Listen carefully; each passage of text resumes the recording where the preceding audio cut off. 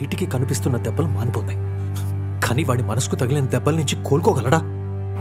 ఇక్కడ నువ్వు చెప్పినట్టు నీకు నచ్చినట్టు పనిచేయడానికి నేను లేను.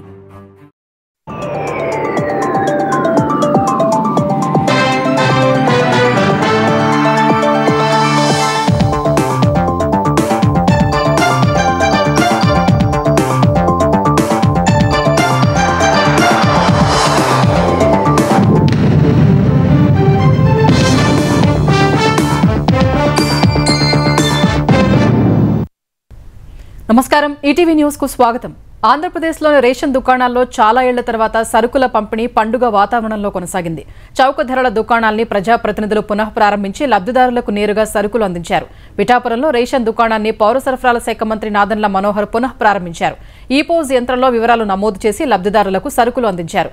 ప్రతి నెల 1వ తేదీ నుంచి 15వ తేదీ వరకు రోజు ఉదయం 8 నుంచి 12 గంటల వరకు, తిరిగి సాయంత్రం 4 నుంచి 8 గంటల వరకు చౌక ధరల దుకాణాలు తెరిచి ఉంటాయని మంత్రి మనోహర్ తెలిపారు.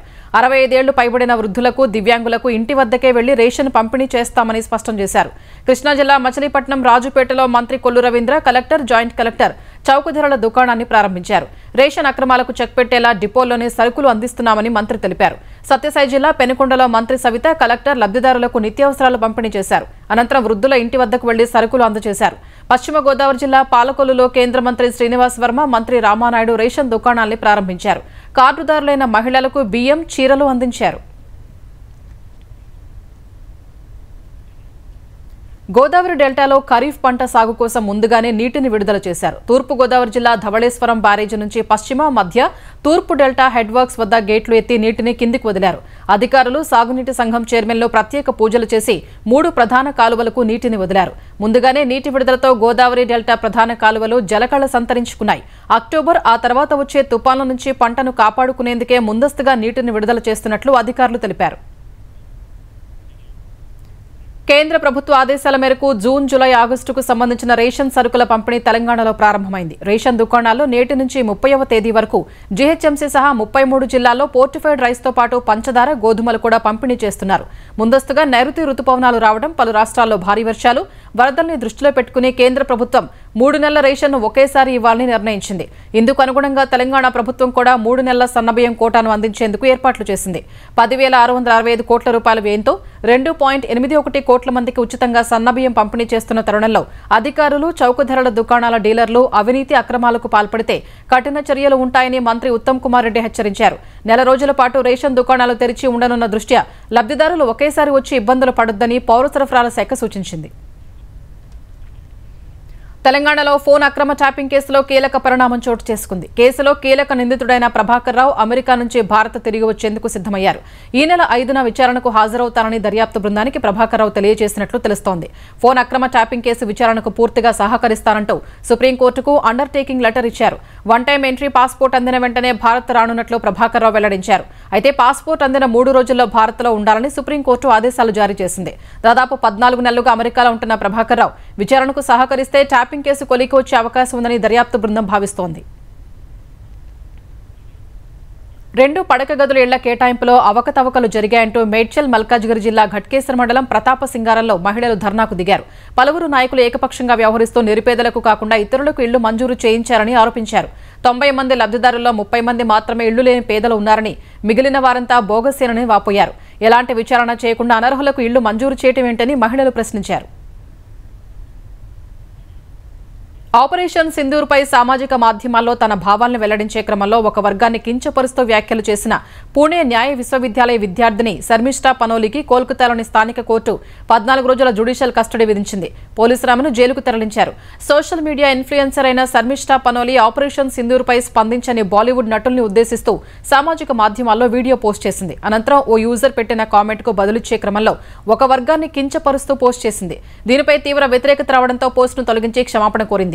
ఈ అంశంపై కోల్కతా పోలీసులకు ఫిర్యాదు అందగా ఆమెను గత నెల 30న అరెస్ట్ చేశారు. అటు శర్మిష్ఠా అరెస్టు రాజకీయంగా తీవ్ర దుమారం రేపుతోంది. సనాతన ధర్మాన్ని అపహాస్యం చేస్తూ మాట్లాడే టీఎంపీ ఎంపీలపై కోల్కతా పోలీసులు ఎందుకు చర్యలు తీసుకోలేదని ఆంధ్రప్రదేశ్ ఉప ముఖ్యమంత్రి పవన్ కళ్యాణ్ ప్రశ్నించారు. దైవ దూషణను ఎప్పుడూ ఖండించాల్సిందేనన్న పవన్ సెక్యులరిజం ఒకరికి రక్షణ కవచంగా మరొకరికి కత్తిలా ఉండకూడదని అన్నారు. పశ్చిమ బెంగాల్ పోలీసుల తీరును దేశమంతా గమనిస్తోందని ఎక్స్లో పోస్ట్ చేశారు. సోషల్ మీడియాలో చేసిన పోస్టు ఆధారంగా శర్మిష్ను అరెస్ట్ చేయడం సరికాదని డచ్ పార్లమెంట్ సభ్యుడు గీర్ట్ వైల్డర్స్ ఎక్స్లో పోస్ట్ చేశారు. ఎంతో ధైర్యవంతురాలైన ఆమె విడుదలయ్యేలా సాయం చేయాలని ప్రధాని మోదీకి విజ్ఞప్తి చేశారు. ఈశాన్య రాష్ట్రాల్లో వరదలు బీభత్సం సృష్టించాయి. 2 రోజులుగా ఎడతెరిపి లేకుండా వర్షాలకు పలు రాష్ట్రాల్లో కొండచర్యలు విరిగిపడి పదుల సంఖ్యలో మరణాలు సంభవించాయి. అసోం, అరుణాచల్ ప్రదేశ్, మేఘాలయ, మణిపూర్, మిజోరాం రాష్ట్రాల్లో ఆకస్మిక వర్షాలతో జనజీవనం స్తంభించింది. అరుణాచల్ ప్రదేశ్ ఈస్ట్ కమెంగ్ జిల్లాలో కొండచర్యలు విరిగిపడి కారు అదుపు తప్పి పక్కన ఉన్న 150 మీటర్ల లోయలో పడింది. ఈ ప్రమాదంలో 2 కుటుంబాలకు చెందిన 7 మరణించారు. లోయర్ సుబన్సిరి జిల్లాలో కొండచర్యలు విరిగిపడి పొలంలో పనిచేస్తున్న 2 కూలీలు చనిపోయారు. అసోంలోని 15 జిల్లాలపై వరద ప్రభావం తీవ్రంగా ఉంది. 6 జిల్లాల్లో ఏకధాటిగా కురిసిన వర్షాలకు వరదలు సంభవించాయి. కామ్రూప్ మెట్రోపాలిటన్ జిల్లాలో కొండచర్యలు విరిగిపడి 3 మహిళలు సహా 5 చనిపోయారు. గువాహటితో పాటు పలు పట్టణాల్లో రహదారులు చెరువుల్లో మారాయి. మిజోరాం, మేఘాలయ, త్రిపుర, నాగాలాండ్లో కూడా భారీ వర్షాల కారణంగా పలువురు మరణించారు. వరద ప్రభావిత రాష్ట్రాల్లో సైన్యం, ఎన్డీఆర్ఎఫ్ బృందాలు సహాయక చర్యలు చేపట్టాయి. దేశంలో ఒక్కొక్కరుగా పాకిస్తానీ గూఢచారులు బయటపడుతున్న వేళ జాతీయ దర్యాప్తు సంస్థ అప్రమత్తమైంది. దేశవ్యాప్తంగా ముమ్మరంగా సోదాలు నిర్వహించింది. ఎన్ఐఏ అధికారులు వేర్వేరు రాష్ట్రాల్లోని 15 ప్రాంతాల్లో ఏకకాలంలో తనిఖీలు చేశారు. ఢిల్లీ, మహారాష్ట్ర, హర్యానా, ఉత్తరప్రదేశ్, రాజస్థాన్, ఛత్తీస్గఢ్, అసోం, పశ్చిమ బెంగాల్లో ఈ సోదాలు జరిగాయి. పాక్ నిఘా సంస్థ ఐఎస్ఐతో సంబంధాలున్నాయని భావిస్తున్న అనుమానితుల నివాసాలు, కార్యాలయాల్లో సోదాలు చేశారు. ఈ సందర్భంగా పలు ఎలక్ట్రానిక్ గ్యాడ్జెట్లను సీజ్ చేయడంతో పాటు కొన్ని రహస్య దస్త్రాలను కూడా స్వాధీనం చేసుకున్నట్లు సమాచారం. పాక్ గూఢచార రాకెట్లు నడిపిస్తున్న ఆపరేటర్ల సమాచారం తెలుసుకోవడానికి వాటిని విశ్లేషించనున్నట్లు తెలుస్తోంది. ఐఎస్ఐ కోసం పనిచేస్తున్న వారికి పాక్ నుంచి ఆర్థిక సాయం అందుతున్నట్లు ఎన్ఐఏ అధికారులు అనుమానిస్తున్నారు. జీఎస్టీ వసూళ్లు మే నెలలో 16.4% మేర పెరిగాయి. గత ఏడాది మే నెలలో 1,72,739 కోట్లు వసూలు కాగా గత నెలలో 2,10,000 కోట్లు వచ్చినట్లు కేంద్ర ప్రభుత్వం తెలిపింది. ఇందులో సెంట్రల్ జీఎస్టీ ద్వారా 35,434 కోట్లు, స్టేట్ జీఎస్టీ ద్వారా 43,902 కోట్లు, ఐజీఎస్టీ ద్వారా 1,09,000 కోట్లు వసూలైనట్లు వివరించింది. వివిధ సెస్ల ద్వారా 12,879 కోట్లు వచ్చినట్లు పేర్కొంది. దేశీయ లావాదేవీల ద్వారా 1,50,000 కోట్లు, దిగుమతి సుంకాల ద్వారా 51,266 కోట్లు వచ్చినట్లు వివరించింది. దిగుమతి సుంకాల ద్వారా వచ్చిన జీఎస్టీలో 25.2% వృద్ధి నమోదైనట్లు పేర్కొంది. పెద్ద రాష్ట్రాలైన మహారాష్ట్ర, పశ్చిమ బెంగాల్, కర్ణాటక, తమిళనాడులో జీఎస్టీ వసూళ్లు 17 నుంచి 25% మేర పెరగ్గా గుజరాత్, ఆంధ్రప్రదేశ్, తెలంగాణలో 6% వరకు వృద్ధి నమోదు చేసినట్లు కేంద్రం తెలిపింది. గత ఏప్రిల్ నెలలో రికార్డు స్థాయిలో 2,37,000 కోట్ల రూపాయల మేర జీఎస్టీ వసూలైంది.